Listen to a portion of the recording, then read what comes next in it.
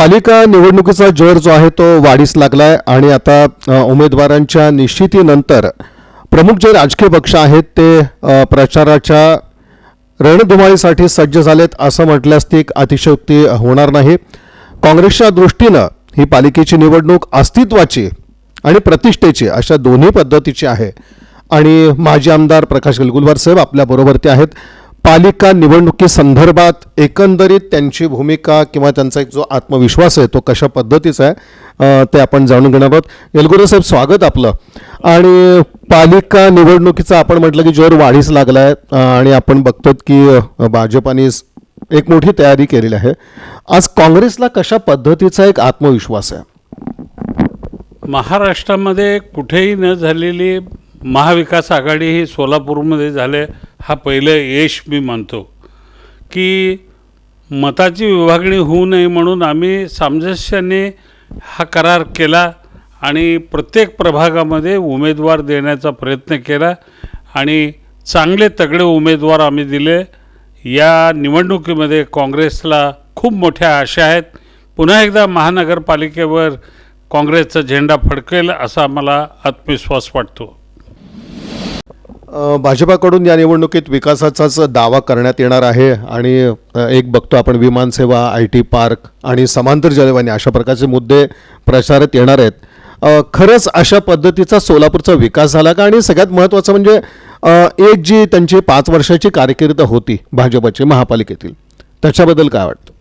महापालिकेतली ती 5 वर्षाचे जे काळखंड गेला त्याच्यामध्ये त्यांनी त्यांच्या मॅनिफेस्टोमध्ये जे आश्वासनं दिली ती आश्वासनं ते पूर्ण करू शकली नाही। एक दिवसाआड पाणी रोज पाणी देण्याचं आश्वासन दिलं ते पूर्ण करू दिले नाही। आज काही भागामध्ये 5 दिवसानंतर काही भागामध्ये 6 दिवसानंतर पाणी येते म्हणजे त्यांना सत्ता मिळूनसुद्धा ते पाणी देऊ शकले नाही। दुसरं त्यांनी जे निरनिराळे 2 ठिकाणचे मोठे ब्रिज बांधण्याचं उद्घाटन केलं परंतु त्याची कामालाही सुरुवात लवकर करू शकले नाही, हे त्यांचं अपयश आहे। त्यानंतर स्मार्ट सिटीचं त्यांनी आश्वासन दिलं आणि त्याच्यातून जे काम उभं राहिलं ते कुणाचाही समाज नाही आणि त्याच्यात फार मोठा भ्रष्टाचार झाला असं जनतेचा आरोप आहे। साहेब तुम्ही स्मार्ट सिटीचा मुद्दा काढला, खरोखरच एक अपेक्षित असा विकास त्यातून झाला कारण स्मार्ट सिटीचा एक मोठा आपण पाहतो की गाजावाजा खरंच झाला पण सोलापूरकरांच्या ज्या अपेक्षा होत्या त्या स्मार्ट सिटीतनं काही पूर्ण झाल्या नाहीत। एकंदरीत या योजनेचं महत्त्व काय होतं आणि प्रत्यक्षामध्ये काय झालं? प्रसिद्धी दिली की स्मार्ट सिटीमध्ये सोलापूर आलं आणि सोलापूरमध्ये काय बेंचेस आणि आपण बघितलं की तो चिल्ड्रन पार्क त्याचं उद्घाटन झालं कधी आणि कधी सुरू राहिलं, कोण तिथे बालक जाऊन आपला आनंद व्यक्त केले, खेळले असं चित्र दिसलं नाही।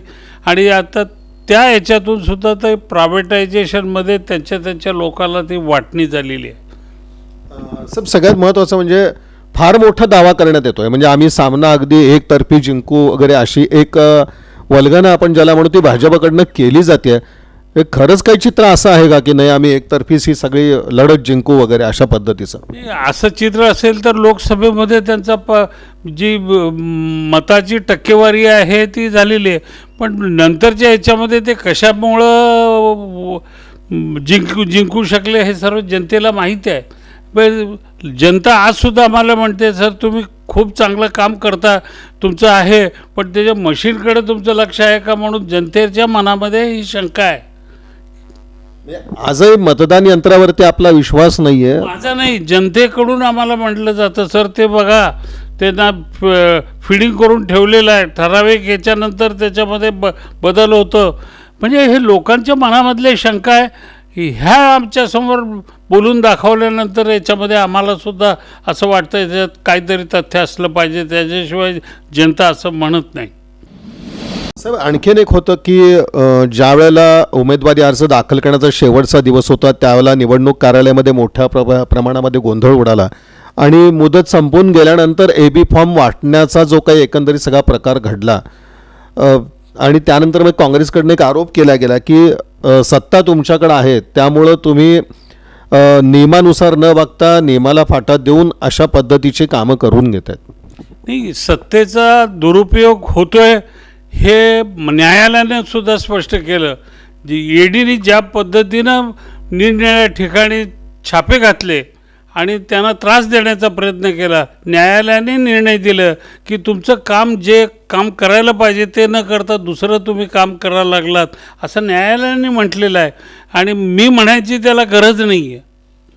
आणि याजवळ आपण थोडासा प्रभाग 16 याच एक मतदारसंघाचा विचार करता शहर मध्य म्हणजे खरं तर पूर्वीचा तुमचा शहर दक्षिणमधला सगळा भाग येतो, या परिसराच्या विकासाबद्दल काय सांगता येईल किंवा इथून जो आपला उमेदवार आहे तर त्यांच्या विजयाबद्दलची खात्री कशा पद्धतीच्या? विभागामध्ये तुम्ही पाहिलं की सोलापूरच्या सर्वांगीण विकासासाठी ज्या झोपडपट्टीच्या सुधारणा झाल्या या मतदारसंघामध्ये आडम असतील, काँग्रेस पक्ष असेल यांच्या माध्यमातूनच झालेले आहेत.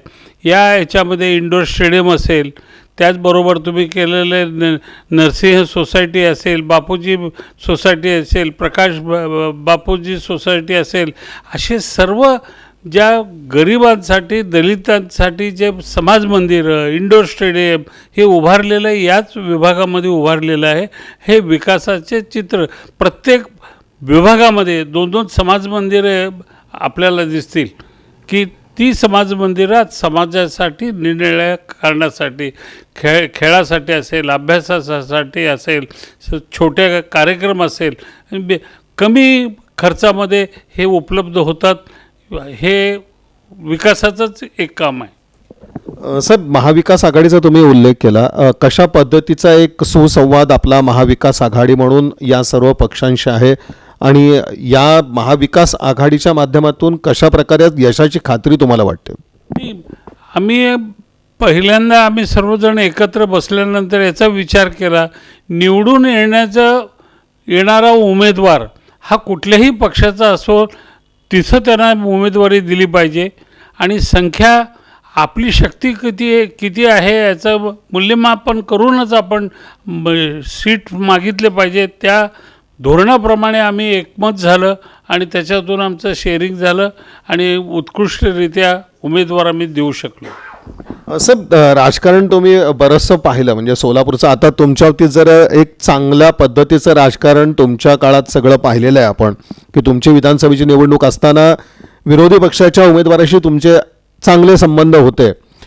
पण आता जे एकंदरीत राजकारण पाहतोय, अगदी आपण बघतोय की ज्या पद्धतीनं भाजपची ती तिकीट देणं झालं, त्याच्यानंतर जो काही एकंदरीत सगळा गोंधळ उडाला, हे सगळं राजकारण आणि इनकमिंग जे मोठ्या प्रमाणात झालं, हे राजकारण कशा पद्धतीचं म्हणायचं आणि आपल्या राज्यातलं राजकारण आणि शहरातलं हे कशा पद्धतीचं चाललंय?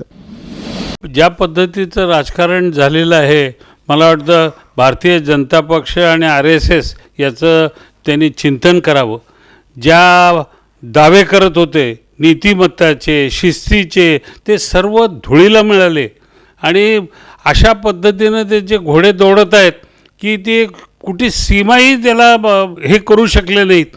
त्यामुळं मला वाटतं की आता ते काँग्रेस सुधारायला सांगत होते, काँग्रेस मुक्त म्हणून म्हणत होते, आता मला वाटतं भारतीय जनता पक्ष सुधारण्यासाठी RSSने काम करावं, कारण त्यांना फार मोठं काम आता वाढून ठेवलेलं आहे. काँग्रेसमधनं अनेक लोक तिकडं भाजपात जात आहेत, ह्या सगळ्या लोकांची गरज भाजपाला का पडली असं वाटतं? काँग्रेसशिवाय त्यांचे मंत्रिमंडळात मंत्री घ्या, खासदार घ्या, आमदार घ्या, नगरसेवक घ्या, काँग्रेसशिवाय त्यांचं पान हलत नाही आणि शेवटच्या क्षणापर्यंत ते काँग्रेसला हात देतात आणि दुर्दैवाने आमचे लोक त्यांना हातात हात मिसळतात, याचं दुःख वाटतं.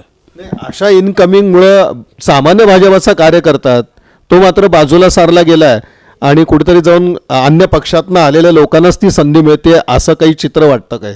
आता BJPचे आणि RSSचे जी मापदंड होते ती सर्व बदललेली दिसतात.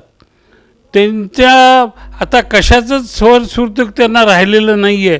ते सर्व आपला कमरेला गुंडाळून आपलं चाललेलं आहे कामकाज त्यांचं. साहेब, शेवटचा प्रश्न असा आहे की 16 तारखेचं जे चित्र आहे सोलापूर महानगरपालिका निवडणुकीचं, तर ते कशा पद्धतीचं असेल? मी तर सर्व कार्यकर्त्यांना, सर्व पक्षाच्या कार्यकर्त्यांना ही लढाई विचाराची लढाई आहे. ही विचाराची लढाई लढली पाहिजे. वैयक्तिक याच्यापर्यंत न जाता विकासाचा अजेंडा ठेवून ही निवडणूक लढली पाहिजे आणि याच्यामध्ये आम्ही यशस्वी होऊ, काँग्रेस पक्ष यशस्वी होईल असं मला विश्वास वाटतो. पालिकेची निवडणूक आहे, नागरी सुविधा महत्त्वाचा विषय येतो आणि अशा विकासाचं विजन घेऊनच सर्वच राजकीय पक्षाने निवडणुकीला सामोरे गेलं पाहिजे, विचारांची लढाई लढली पाहिजे आणि राजकारणाची जी जो स्तर आहे तो जो घसरतोय तर तो न घसरता एक चांगल्या वातावरणामध्ये पालिका निवडणूक पार पडावी. आणि दुसऱ्या बाजूला महाविकास आघाडी पूर्ण ताकदीनिशी या महानगरपालिका निवडणुकीत मैदानात उतरली आहे आणि नक्कीच सरांनी सांगितलं की जो 16 तारखेचा दिवस उजाडेल तेव्हा मात्र महाविकास आघाडीचा झेंडा महापालिकेवर फडकल्याशिवाय राहणार नाही असा विश्वास त्यांनी व्यक्त केला.